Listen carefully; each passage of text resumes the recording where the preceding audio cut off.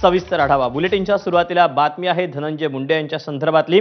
अजित पवार बीड दौऱ्यावर आहेत, मात्र धनंजय मुंडे इथे मुंबईत आहेत। मुंबईतील फॅशन शो कार्यक्रमात धनंजय मुंडे यांनी उपस्थिती लावलेली होती। दादांच्या दौऱ्याकडे पाठ त्यांनी फिरवली, मात्र धनंजय मुंडे हे मुंबईत असल्याचं पाहायला मिळालं। आजारपणाचं कारण सांगून धनंजय मुंडे फॅशन शोच्या कार्यक्रमात पाहायला मिळाले। मुलीचा फॅशन शो असल्यानं धनंजय मुंडे यांनी उपस्थिती दर्शवल्याचं समजतंय।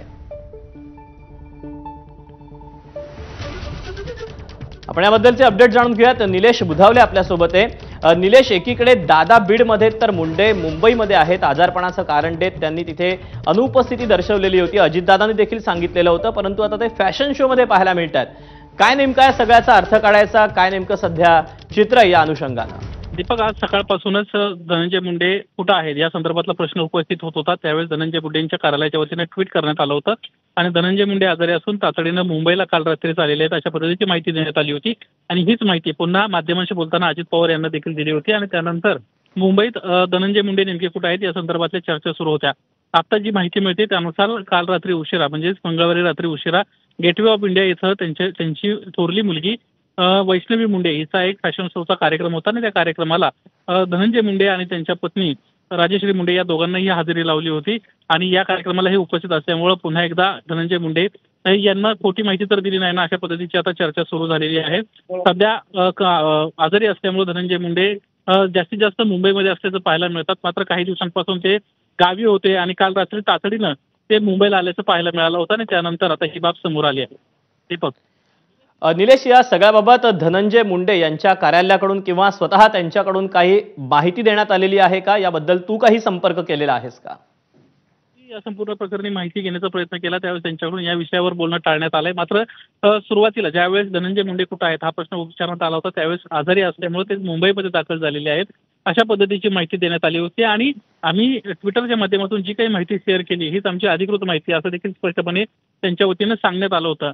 परंतु सध्या जी माहिती मिळते त्यानुसार धनंजय मुंडे एका फॅशन शोच्या कार्यक्रमात होते आणि त्यामुळे आता पुन्हा एकदा चर्चांना उधाण आलेलं आहे की जाणीवपूर्वक धनंजय मुंडेंना अजित पवारांचा दौरा टाळला का, की जाणीवपूर्वक अजित पवारांच्या वतीनं त्यांना 2 हात लांब ठेवण्यात आलं, ही एक चर्चेची बाब आहे। कारण काही दिवसांपूर्वीच राष्ट्रवादी काँग्रेस पक्षाच्या वतीनं विधिमंडळातल्या वेगवेगळ्या समित्या स्थापन करण्यात आल्या, त्यावेळेस वेगवेगळ्या महत्त्वाच्या आमदारांवर जबाबदाऱ्या देण्यात आल्या, मात्र धनंजय मुंडेंना या समितींपासून दूर ठेवण्यात आलं होतं आणि त्यानंतर पुन्हा एकदा आता एक दुसरी बाब या निमित्तानं समोर येताना पाहायला मिळते। निलेश, तुझे म्हणतोय ते अनेक प्रश्न खरं तर या निमित्तानं उपस्थित होत आहेत, परंतु एकीकडे अजितदादा हे बीडमध्ये होते, धनंजय मुंडे फॅशन शो मध्ये आपल्याला पाहायला मिळाले, त्यामुळे स्वाभाविकच बीडमधल्या गेल्या काही दिवसातल्या घडलेल्या घटना त्यामुळे कुठेतरी धनंजय मुंडे यांची देखील नाराजी पाहायला मिळते। खरं तर वेगवेगळ्या समित्या ज्यावेळेस स्थापन करण्यात आल्या होत्या त्यावेळेसच कुठेतरी पुनर्वसन धनंजय मुंडेंचं होईल अशी चर्चा होती। कारण ज्यावेळेस हे संपूर्ण बीडचं प्रकरण चालू होतं त्यावेळेस राष्ट्रवादी काँग्रेस पक्षानं आपली कोर कमिटी स्थापन केली आणि हे संपूर्ण प्रकरण सुरू असताना देखील धनंजय मुंडेंना कोर कमिटीमध्ये घेण्यात आलं होतं। त्यावेळेस प्रचंड प्रमाणात राष्ट्रवादी काँग्रेस पक्षावर टीका झाली होती आणि त्यानंतरच्या काळात धनंजय मुंडेंचा थेट राजीनामा झाल्याचंच आपण पाहिलं आणि त्यानंतरच्या कालावधीमध्ये ह्या समित्या स्थापन करण्यात आल्या होत्या विधिमंडळातल्या आणि त्या विधिमंडळातल्या समितींपासून धनंजय मुंडेंना 2 हात लांब ठेवण्यात आलं होतं। आज पुन्हा एकदा अजित पवार बीडमध्ये असताना धनंजय मुंडे जे बीड जिल्ह्याचं मराठवाड्याचं नेतृत्व करतात राष्ट्रवादी काँग्रेस पक्षाचा त्या भागातला एक महत्त्वाचा चेहरा आहे तो सोबत असणं दिवसभर अपेक्षित होतं, मात्र हा चेहरा आजच्या दिवसभरातल्या कुठल्याही कार्यक्रमामध्ये नव्हता, ते मुंबईमध्ये दाखल झाले होते। सध्या जी माहिती मिळते त्यानुसार त्यांची थोरली स्वाभाविकच निलेश, एकीकडे आजारपणाचं कारण की दूर ठेवल्याचं दुसरं कारण आता समोर येतंय हे पाहणं तितकंच महत्त्वाचं असणार आहे। निलेश, धन्यवाद दिलेल्या सगळ्या सविस्तर माहितीबद्दल।